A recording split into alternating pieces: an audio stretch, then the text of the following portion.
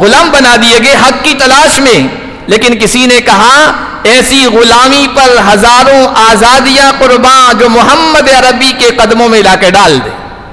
یہ تو ایک وجہ بنی غلامی. علیہ الصلوۃ والسلام نے اپنا ہاتھ روک لیا، صدقہ کا نام آتے ہی ساتھیوں سے کہا تم استعمال کر لو. کہتے ہیں میں نے دل میں کہا ہذہ واحدہ، ایک نشانی تو پوری ہو گئی. یامرہم بالمعروف وینہاہم عن المنکر ویحل لهم الطیبات ویحرم علیہم الخبائث ویضع عنہم اسرہم والاغلال التي كانت علیہم فالذین آمنوا به وعزروه ونصروه واتبعوا النور الذي انزل معه اولئک هم المفلحون. وعن عطاء بن يسار قال لقيت عبد الله بن عمرو بن العاص رضي الله عنه فقلت اخبرني عن صفة رسول الله صلى الله عليه وسلم في التوراة فقال اجل والله انه لموصوف في التوراة ببعض صفته في القرآن يا أيها النبي إنا أرسلناك شاهدا ومبشرا ونذيرا وحرزا للأميين أنت عبدي ورسولي سميتك المتوكل ليس بفظ ولا غليظ ولا سخاب في الأسواق ولا يدفع بالسيئة السيئة ولكن يعفو ويغفر ولن يقبضه الله حتى يقيم به الملة العوجاء بأن يقولوا لا إله إلا الله وحتى يفتح به أعينا عميا وآذانا صما وقلوبا غلفا او كما قال. میرے محترم بزرگوں اور عزیز دینی بھائیوں، اللہ تبارک و تعالی نے ہمیں ایسی ذات سے، ایسی شخصیت سے جوڑا ہے جو اس کی مخلوق میں سب سے افضل، سب سے برتر، سب سے بہترین، سب سے فضیلت والی. میری مراد نبی پاک صلی اللہ علیہ وسلم. آپ صلی اللہ علیہ وسلم سے ہماری نسبت، ہمارا تعلق، ہمارا رشتہ، آپ کی غلامی میں ہمارا آنا یہ ہمارے لیے بہت بڑے فخر کی بات ہے، عزت کی بات ہے. اس لیے کہ آپ صلی اللہ علیہ وسلم کو اللہ تبارک و تعالی نے تمام نبیوں اور پیغمبروں کا جو سچا دین تھا اس کا خاتم بنا کے بھیجا ہے. یعنی سلسلہ نبوت کی آخری کڑی وہ محمد الرسول اللہ صلی اللہ علیہ وسلم.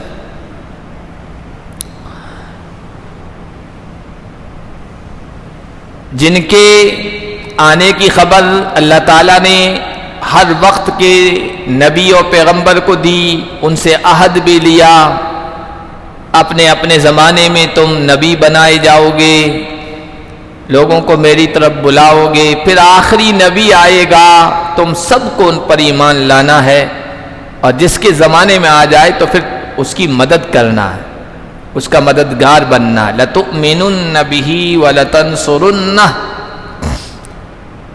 اسی لیے اللہ کے نبی صلی اللہ علیہ وسلم کی آنے کی خبریں، آپ کی آمد کی بشارتیں، پیشین گوئیاں، یہ تمام الہامی کتابوں، آسمانی کتابوں میں ذکر کی گئی.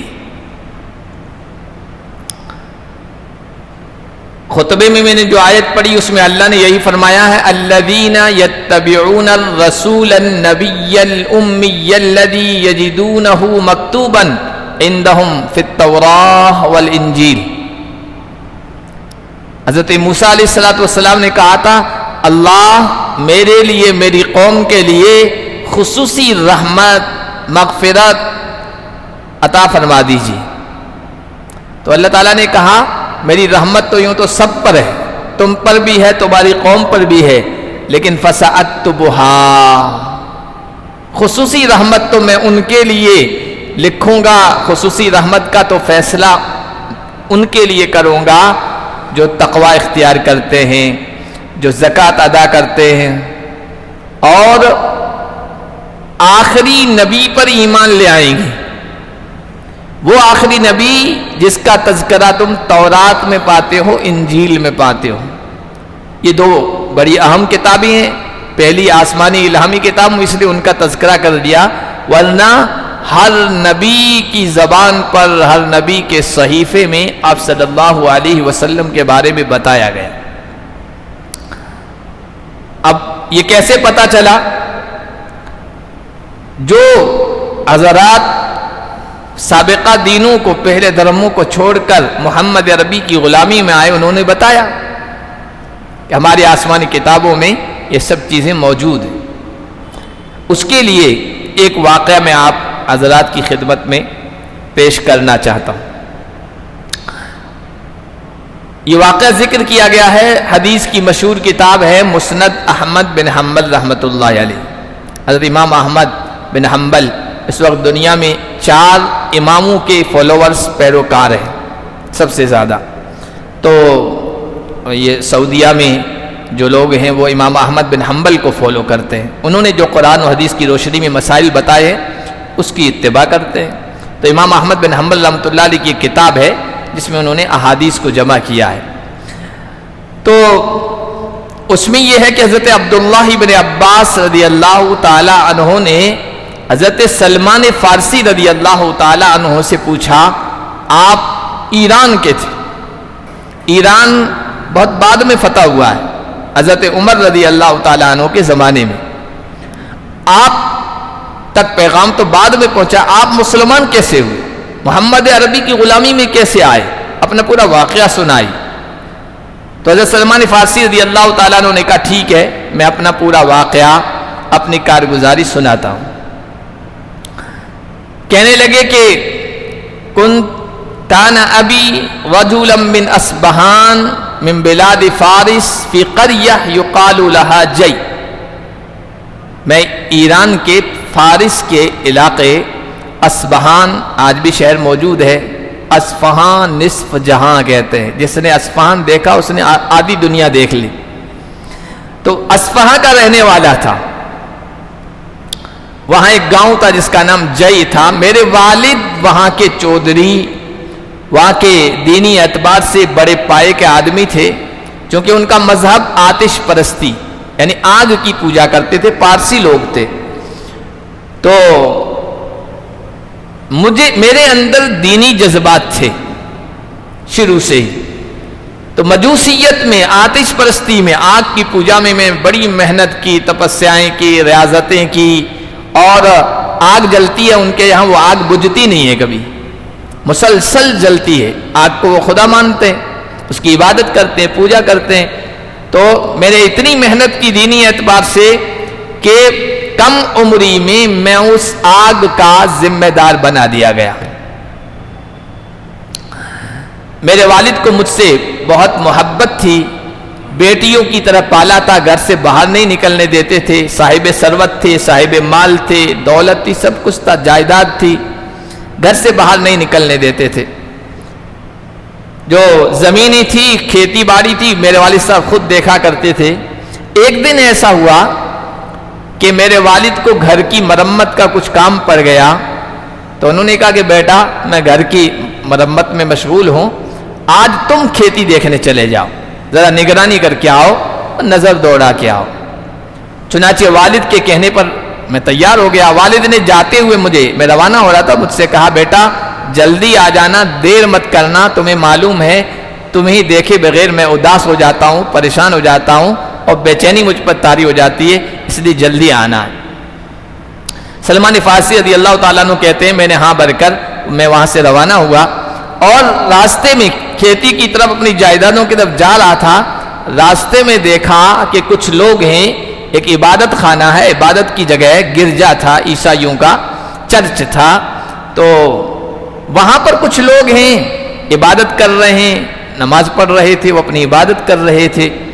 تو ان کا جو طریقہ تھا، جو انداز تھا، عبادت کا وہ مجھے بہت پسند آیا، اور میں اتنا محو ہو گیا، اتنا مشغول ہو گیا اس کو دیکھنے میں، ان کے طریقوں کو دیکھنے میں، کہ سورج ڈوبنے کے قریب ہو گیا۔ اب جلدی سے میں وہاں سے واپس آیا، گھر آیا، پیچھے سے میرے والد نے میری تلاش میں کسی کو بھیجا بھی تھا کہ بھائی دیر ہو گئی، تاخیر ہو گئی، سلمان آیا کیوں نہیں؟ تو سلمان تو نام بعد میں پڑا ہے، پہلے نام دوسرا تھا۔ تو میں جب گھر پہنچا، والد صاحب نے کہا این کنت یا ابی، اب یا بنیا، بیٹا کہاں تھے؟ میں نے تمہیں تاکید کی تھی جلدی واپس آ جانا ہے، تمہارے بغیر مجھے چین نہیں آتا ہے۔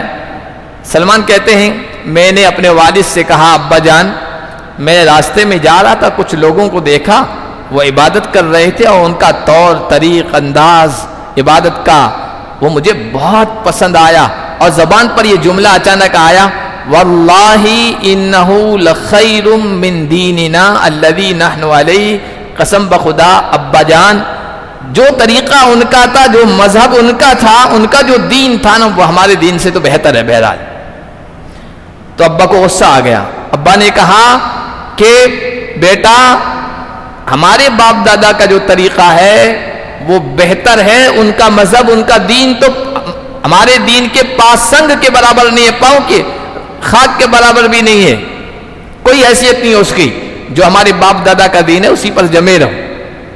لیکن سچے دین، عیسائیت اس وقت سچا دین تھا، حضور علیہ الصلوۃ والسلام کی بعثت سے اور آپ کی آمد اور تشریف آوری سے پہلے جو صحیح دین تھا، جو ایمان تھا، وہ عیسائیت تھا۔ تو دل کی گہرائی کے اندر اس کی سچائی اور صداقت اتر گئی تھی۔ باپ کو خطرہ ہوا کہ بیٹا ہاتھ سے نکل جائے گا، اس لیے باپ نے آہنی زنجیروں سے جکڑ دیا، لوہے کی زنجیروں پہنا دی اور گھر کے اندر ان کو قید کر دیا۔ کچھ دنوں کے بعد انہوں نے کسی طریقے سے ان عیسائیوں کو، چرچ والوں کو میسج کیا، پیغام بھجوایا کہ بھائی میرے ساتھ تو یہ معاملہ ہو گیا ہے، میرے والد نے مجھے قید کر دیا ہے، چونکہ وہ پوچھ چکے تھے اسی وقت جب ان سے ملاقات ہوئی تھی نا، کہ یہ جو تم طریقہ اپنا رہے ہو، یہ جو دین ہے عیسائیت، این اصل ھذا الدین، اس دین کا سرچشمہ کہاں ہے، اس کی جڑ کہاں ہے، اس کا مرکز اور سینٹر کہاں ہے؟ تو انہوں نے بتایا تھا بالشام، ملک شام میں ہے اس کا مرکز۔ تو انہوں نے میسج بھیجا کہ شام سے جب کوئی قافلہ تجارت کی، بیوپار کی غرض سے آئے تو مجھے اطلاع کر دینا۔ ایک قافلہ آیا ملک شام سے تجارت کی غرض سے، ان عیسائیوں نے پیغام بھجوا دیا حضرت سلمان فارسی کو کہ بھائی قافلہ آ چکا ہے۔ تو کہا کہ جب یہ اپنے کام سے، ضروریات سے فارغ ہو کے واپسی کا ارادہ کرے نا، تو اس ٹائم اور اس وقت کی مجھے اطلاع کر دینا۔ جب واپسی کا ٹائم آیا تو انہوں نے اطلاع کر دی۔ حضرت سلمان فارسی کہتے ہیں کسی طریقے سے میں نے کوشش کر کے، محنت کر کے اپنے آپ کو ان زنجیروں سے آزاد کیا اور گھر سے بھاگ گیا، اس قافلے والوں کے ساتھ ملک شام چلا گیا۔ ملک شام آیا تو چونکہ اندر سے نیکی کی تلاش تھی، خیر کی تلاش تھی، صحیح دین کی تلاش تھی، صحیح جگہ کی تلاش تھی، آتے ہی فوراً یہاں پوچھا، تحقیق کی، من افضل اہل ھذا الدین علما، اے عیسائیو، عیسائیت تمہارے دین کے اعتبار سے علم میں سب سے بڑھ کر کون ہے تم میں؟ جس کے پاس میں جاؤں، جس کی خدمت میں رہوں، یہ دین سیکھوں، سب سے افضل کون ہے؟ تو انہوں نے ایک چرچ کا پتہ بتایا کہ اس میں جو اسقف ہے، بشپ اور پادری ہے، وہ ہمارے عیسائیوں میں بہت زیادہ علم والا ہے، اس کے یہاں چلے جاؤ۔ سلمان فارسی رضی اللہ تعالیٰ عنہ اس چرچ میں گئے، سلام کیا، خیر خیریت معلوم کی، اس کے بعد کہا کہ میں ایران سے آیا ہوں، دین حق کی تلاش میں آیا ہوں، آپ کا پتہ لوگوں نے مجھے بتایا ہے، تو کیا میں آپ کی خدمت میں رہ سکتا ہوں؟ میں آپ سے، آپ کے علم سے، فضل سے مستفید ہوں، یہاں چرچ میں رہ کر آپ کی خدمت بھی کروں گا، آپ کے ساتھ عبادت بھی کروں گا، مجھے اجازت ہے؟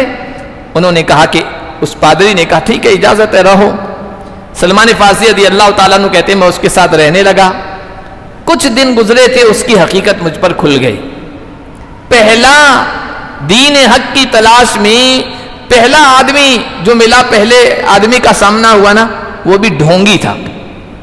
دین کا لبادہ اوڑھ کر بہت سارے ڈھونگی ہوتے ہیں نا، دین کے ذریعے سے دنیا تلاش کرتے ہیں، دنیا ہی چاہتے ہیں. آپ دیکھو ہر مذہب میں آپ کو ایسے لوگ مل جائیں گے، بڑے بڑے امپائر کھڑے کر رکھے ہیں دین کے نام پر، دھرم کے نام پر، اور دنیا داروں سے زیادہ عائش کرتے ہیں، مزے لوٹتے ہیں. تو وہ اس طرح کا پادری تھا، لیکن اس کی وجہ سے دین حق کی تلاش نہیں چھوڑی کہ بھائی خرابی اس آدمی میں ہے، دین میں نہیں ہے. تو کہتے ہیں کہ نفرت بیٹھ گئی، یہ اچھا آدمی نہیں ہے. کیا کرتا تھا؟ وہ لوگوں کو ترغیب دیتا تھا صدقہ پر، خیرات پر، اللہ کی راستے میں خرچ کرنے پر. جب لوگ لا کے اس کے پاس جمع کرتے تھے نا سونا چاندی وغیرہ، تو یہ مسکینوں کو، محتاجوں کو، ضرورت مندوں کو نہیں دیتا تھا، ان پر خرچ نہیں کرتا تھا، جمع کر کے رکھ دیتا تھا. بڑے بڑے مٹکے سونے چاندی کے اس نے بھر رکھے تھے. اللہ تعالیٰ نے اس سے اس کو، حضرت سلمان فارسی کو جلدی نجات دینی چاہیے. اس کی موت کا وقت آ گیا، موت کا وقت آ گیا، وہ مر گیا. اس سے یہ نہیں پوچھا حضرت سلمان فارسی نے کہ بھائی اس دین کے اب جانکار کون ہے، کیونکہ اس سے پوچھنے کا کوئی مقصد نہیں ہے، اپنے جیسے کسی دنیا دار کا پتہ بتائے گا. پوچھا نہیں. لوگ عیسائی جمع ہوئے اس کی تدفین کے لیے، دفن کرنے کے لیے. تو بڑے آؤ بھگت کے ساتھ انہوں نے سوچا کہ ہم اپنے بشپ پادری کا آخری سفر پر روانہ کریں گے. حضرت سلمان فارسی رضی اللہ تعالیٰ عنہ نے کہا تم اس کو اتنی عظمت دینے چاہ رہے ہو، یہ انتہائی خراب آدمی تھا، برا آدمی تھا، بظاہر دیندار تھا لیکن یہ دنیا پرست تھا. انہوں نے کہا تم یہ الزام جو لگا رہے ہو ہمارے پادری پر، اس کی کوئی حقیقت بھی ہے، ثبوت بھی ہے؟ کہ ہاں میں ثبوت بتاتا ہوں. وہ چونکہ وہاں رہ رہے تھے، اس کے خزانوں کا پتا تھا، کہ چلو میں بتاتا ہوں.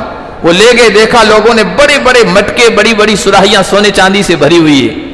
تو نفرت کرنے لگے، ایک دم بھڑک گئے اور اس کو دفن نہیں کیا، اس کو سولی پہ لٹکا دیا، پتھر مار مار کر اس کے ساتھ تحقیر کا معاملہ کیا، حقارت کا معاملہ کیا. اس کے ساتھ یہ معاملہ کرنے کے بعد انہوں نے سوچا دینی اعتبار سے یہ مسند، یہ خالی نہیں رہنی چاہیے یہ عہدہ. تو کسی دوسرے پادری کو، عیسائی عالم کو لا کے اس کی جگہ بٹھایا چرچ میں. سلمان فارسی کہتے ہیں میں اس کے ساتھ رہا، کہتے ہیں یہ آدمی بہت اچھا تھا، اس سے زیادہ عبادت کرنے والا، اس سے زیادہ دنیا سے بے رغبتی برتنے والا، دلچسپی نہ رکھنے والا، دن اور رات میں اس سے زیادہ نیکیاں کرنے والا میں نے نہیں دیکھا. اس کی محبت میرے دل میں بیٹھ گئی، یہ اچھا واقعی صحیح دیندار آدمی ہے. اس کی خدمت کرنے لگے، علم سیکھنے لگے، دین کے بارے میں معلومات حاصل کرنے لگے، یہاں تک کہ اللہ کا بلاوا آ گیا. آخری وقت تھا، سلمان فارسی ان کی خدمت میں حاضر ہوئے. کہا میں دین حق کی تلاش میں یہاں آیا تھا، آپ کی خدمت میں پہنچا، اب آپ کے پاس اللہ کا بلاوا آنے جا رہا ہے، آپ اس دنیا سے رخصت ہو رہے ہیں، مجھے کس کے حوالے کریں گے؟ میں تو دین حق کی تلاش میں آیا تھا. الامن توصینی بھی، مجھے کس کے حوالے کر رہے ہیں، میں کہاں جاؤں؟ تو اس پادری نے کہا کہ ای بنی واللہ ما اعلم اليوم احدا علی ما کنت علیہ الا رجلا بالموصل. بیٹا حق پر جمے رہنے والے لوگ، صحیح دین کو اپنانے والے لوگ اب نہیں رہے. میں تو کسی کو نہیں پاتا ہوں، میری نگاہ میں یہاں کوئی نہیں ہے. ہاں ایک آدمی ہے، موصل میں ہے، عراق میں ہے. اگر میں اس دنیا سے چلا جاؤں جلد ہی تو تم وہاں چلے جانا اگر واقعی حق کی تلاش ہے تو. سلمان فارسی کہتے ہیں اس آدمی کا انتقال ہو گیا، اللہ والے کا، واقعی اچھا تھا، مجھے بڑی محبت تھی ان سے. ان کی وصیت کے مطابق میں موصل چلا گیا، عراق چلا گیا. وہاں جس آدمی کا پتہ چلا، بتایا تھا، ان کے پاس گیا، ان سے بھی یہی کہا میں آپ کی خدمت میں رہنا چاہتا ہوں اور علم حاصل کرنا چاہتا ہوں، دین پر چلنا چاہتا ہوں، آپ کی طرح عبادت کرنا چاہتا ہوں، آپ مجھے اپنے یہاں رہنے کی اجازت دیں گے؟ اس اللہ کے بندے نے کہا ٹھیک ہے، میرے ساتھ رہو. وہ موصل میں جو آدمی تھا وہ بھی بہت نیک، سلمان فارسی کہتے ہیں وہ صحیح پادری تھا، اچھا عالم تھا، دنیا سے کوئی ان کا لینا دینا نہیں تھا، پہلے والے کی طرح تھا. جس نے اس کا پتہ بتایا تھا اس نیک آدمی کی طرح تھا. وہاں رہا. اتفاق کی بات یہ کہ ان کی بھی موت کا وقت قریب آ گیا. سلمان فارسی کو اللہ نے بڑی لمبی عمر عطا فرمائی تھی. مجوسیت، آتش پرستی کا مذہب بھی اپنایا، عیسائیت کو بھی اپنایا اور پھر محمد عربی کے غلامی میں بھی آئے، اس کا بھی شرف حاصل ہوا۔ تو کہنے لگے کہ آپ اس دنیا سے جا رہے ہیں، مجھے کس کے حوالے کر کے جائیں گے، میں تو دین حق کی تلاش میں یہاں آیا تھا۔ تو موصل کے اس بشپ نے، پادری نے کہا کہ بیٹا صحیح دین عیسائیت اب نہیں رہا ہے، اور تم صحیح دین کی تلاش میں مارے وارے پھر رہے ہو، میری نگاہ میں کوئی صحیح دین کو اپنانے والا نہیں ہے، اس میں پھیر بدل کر دیا لوگوں نے۔ ہاں ایک آدمی ہے میری نگاہ میں نصیبین میں، یہ پھر ملک شام میں، وہاں اللہ والا ایک ہے، اگر تمہیں جانا ہے فالحق بھی، اس سے جا ملو، اس کی خدمت میں رہو۔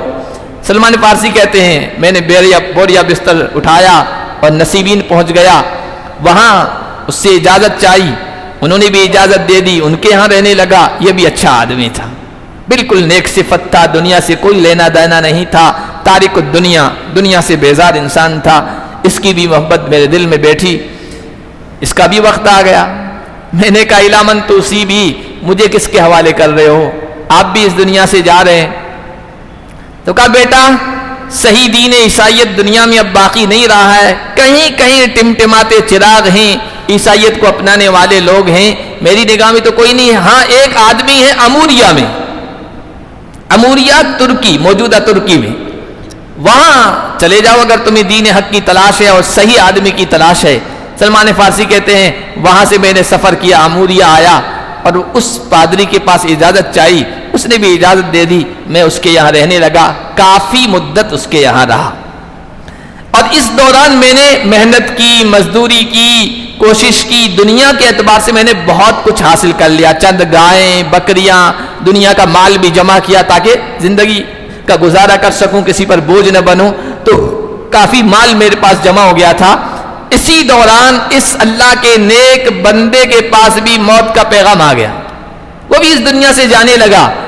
پھر مجھے بے چینی ہوگی، اب میں کہاں جاؤں گا، اچھے لوگ تو رہے نہیں، تو میں ان کی خدمت میں حاضر ہوا، اللہ کی طرف سے آپ کے پاس بلاوا آ رہا ہے، آپ مجھے کس کے حوالے کر کے جا رہے ہیں؟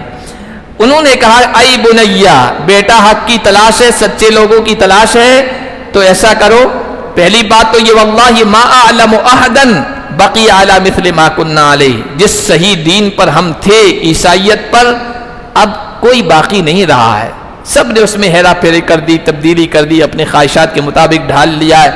ہاں تم فکر مند ہو اپنے سلسلے میں، آگے جملہ جو اس نے کہا سنیے، وَلَكِنَّهُ قَدْ أَوَلَّكَ زَمَانُ نَبِيٍّ يُبْعَثُ بِدِينِ إِبْرَاهِيمَ، بیٹا سچے آدمی کی تلاش ہے نا، تو سچے لوگ نہیں رہے ہیں اب، ہاں اب حالات سے پتہ چل رہا ہے، حالات سے پتہ چل رہا ہے کہ اس نبی کا زمانہ بالکل قریب آ چکا ہے جو دین ابراہیمی کو دے کر بھیجا جائے گا، یخرج بارض العرب، جو عرب کی سرزمین سے نکلے گا، مکے سے نکلے گا، مہاجرہ الی ارض بین حرتین بینہما نخل، وہ پیدا وہاں مکے میں ہوگا اور وہاں سے نکلنے پر مجبور کیا جائے گا، وہ ہجرت کرے گا، اور جس علاقے کی طرف ہجرت کرے گا وہ دو حروں کے بیچ والی زمین ہے۔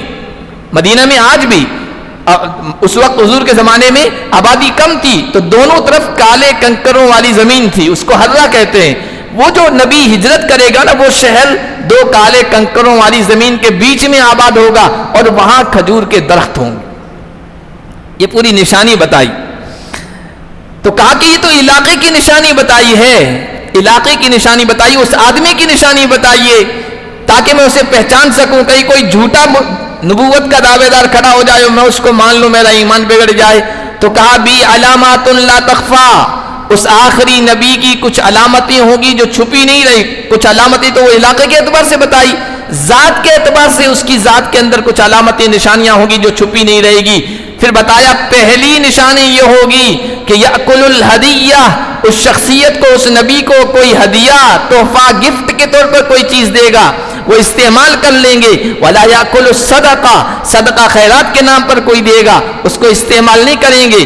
دو نشانیاں، اور تیسری نشانی یہ دیکھ لینا، بین کتفی خاتم النبوہ، ان کے دونوں شانوں کندھوں کے درمیان مہر نبوت ہوگی۔ یہ تین نشانیاں ہیں۔ سلمان فارسی کہتے ہیں ان کا انتقال ہو گیا تو تو اس کے بعد میں کچھ دن وہاں رہا. اتنے میں ایک قافلہ آیا بنو کلب کا, جو تاجر تھے, عرب کے لوگ تھے, عرب کی طرف جا رہے تھے. میں نے کہا میرا مقصود مل گیا. قافلے والوں سے کہا مجھے اپنے ساتھ کر لو, میں عرب جانا چاہتا ہوں. انہوں نے کہا ٹھیک ہے. وہ ان کو لے کے چلے. یہ ہٹے کٹے خوبصورت نوجوان تھے, مال بھی تھا ساتھ میں, بکریاں, بھیڑ, گائے وغیرہ. ایک جگہ پڑاؤ ڈالا وادی قرا نامی جگہ پر. وہاں ان لوگوں کی نیت بدل گئی, عرب کے ان تاجروں کی. یہ اکیلے تھے, ان کو غلام بنا کے بیچ دیا وہاں, اور بیچا بھی ایک یہودی کے ہاتھوں. اللہ اکبر. غلام بنا دیے گئے حق کی تلاش میں. لیکن کسی نے کہا ایسی غلامی پر ہزاروں آزادیاں قربان جو محمد عربی کے قدموں میں لا کے ڈال دے. یہ تو ایک وجہ بنی غلامی محمد عربی کے آنے کی. وہاں پر ایک یہودی تھا وادی قرا میں, اس کے ہاتھوں غلام بنا کے بیچ دیا, مال لے لیا, قبضہ کر لیا. یہ وادی قرا کا نقشہ کچھ وہ جو اس پادری نے بتایا تھا نا, اس سے ملتا تھا. کھجور کے باغات تھے, درخت تھے. تو دل میں آیا یہی وہ ہجرت کی جگہ ہوگی, لیکن دوسری نشانیاں نہیں پائی جا رہی تھی. کچھ دنوں کے بعد اس یہودی کے پاس اس کا ایک کزن, ایک کوئی رشتے میں چچازاد بھائی تھا, وہ مدینے سے آیا یہاں. قبیلہ بنو قریظہ کا تھا, یہود کا قبیلہ تھا. وہ یہاں آیا, اس نے بات چیت کی اور اس نے کہا کہ یہ غلام مجھے پسند آ گیا, آپ مجھے بیچ دیجیے. اس یہودی نے مدینے کے اس یہودی کے ہاتھوں سلمان فارسی کو بیچ دیا, اور وہ یہودی لے کر مدینے آ گیا. مدینے میں کچھ دن رہے. اللہ کے نبی صلی اللہ علیہ وسلم کی بعثت مکے میں ہو چکی تھی, لیکن ابھی آپ مدینے تشریف نہیں لائے تھے, یہاں چرچا نہیں ہو رہی تھی. یہاں مدینے میں رہے, آقا کی غلامی کرتے رہے, باغ میں کام کرتے رہے. ایک دن کہتے ہیں میں درخت کے اوپر, کھجور کے درخت کے اوپر چڑھا ہوا تھا, کچھ کھجوروں وغیرہ کا کام کر رہا تھا, میرا آقا نیچے تھا. اتنے میں کیا دیکھتا ہوں کہ اس کا ایک رشتہ دار بھاگا ہوا آ رہا ہے اور میرے آقا کے پاس آ کے کہہ رہا ہے بھائی بھائی تمہیں پتا ہے قاتل اللہ بنی قیلہ, اللہ بنو قیلہ کو, اوس و خزرج کو بنو قیلہ کہتے تھے, کہ اللہ اوس و خزرج کو غارت کرے. یہ قبا نامی جگہ میں جمع ہے, مکے سے کوئی آدمی آیا ہوا ہے, وہ یہ دعویٰ کرتا ہے کہ وہ نبی ہے, اور یہ اس کو مان رہے ہیں, اس کی غلامی قبول کر رہے ہیں, اللہ انہیں غارت کرے. سلمان فارسی کہتے ہیں میرے کانوں سے یہ آواز ٹکرائی, بدن پر کپ کپی طاری ہو گئی, سرسراہٹ طاری ہو گئی, کیونکہ میں اسی کی تو تلاش میں آیا تھا, اور اپنے اوپر قابو نہیں رہا, یہاں تک کہ مجھے خطرہ ہوا کہ میں اوپر سے گر جاؤں گا اپنے آقا پر. لیکن اپنے ہوش و حواس کو سنبھالا, درخت سے نیچے اترا. میں نے اس کو آ کے پوچھا بھائی کیا کہہ رہے ہو, دوبارہ کہو, تم نے کیا بات کہی. تو آقا نے غصے سے لال پیلا ہو کر ایک تھپڑ مارا مجھے, کہا تم اپنے کام سے کام رکھو, غلام و خادم ہو, تمہیں اس سے کیا لینا دینا, جاؤ اپنا کام کرو. میں اپنے کام میں مشغول ہو گیا. لیکن شام کو میرے دل میں یہ بات بیٹھ گئی بعد میں کہ مجھے اس شخصیت سے ملاقات کرنی ہے, یہ وہی نبی ہے. کہتے ہیں کچھ دنوں میں نے کچھ کھجوریں جمع کی, غلام تھا, کچھ کھجوریں جمع کی اور لے کے آیا. حضور ابھی تک قبا میں موجود تھے, حضور ابھی تک قبا میں موجود تھے. میں نے لا کر کہا آپ پردیسی آدمی ہیں, آپ کے ساتھ آنے والے بھی پردیسی ہیں, ضرورت مند ہیں, یہاں آئے ہیں, کھانے پینے کی چیزوں کی ضرورت ہے, یہ صدقہ ہے, آپ قبول فرما لیجئے, اپنے ساتھیوں کو دے دیجئے, آپ استعمال کر دیجئے. حضرت سلمان فارسی کہتے ہیں حضور علیہ الصلوۃ والسلام نے اپنا ہاتھ روک لیا, صدقہ کا نام آتے ہی ساتھیوں سے کہا تم استعمال کر لو. کہتے ہیں میں نے دل میں کہا ہذہ واحدہ, ایک نشانی تو پوری ہو گئی, اللہ کا شکر ہے, دیکھ لی میں نے اپنے آنکھوں سے. پھر اللہ کے نبی صلی اللہ علیہ وسلم قباء سے مدینہ آ گئے, جہاں مسجد نبوی ہے, حضرت ابو ایوب انصاری کے گھر میں آ کر ٹھہر گئے. کچھ دنوں کے بعد پھر میں نے کچھ کھجوریں جمع کی اور قباء سے میں یہاں آیا, مدینے میں آیا.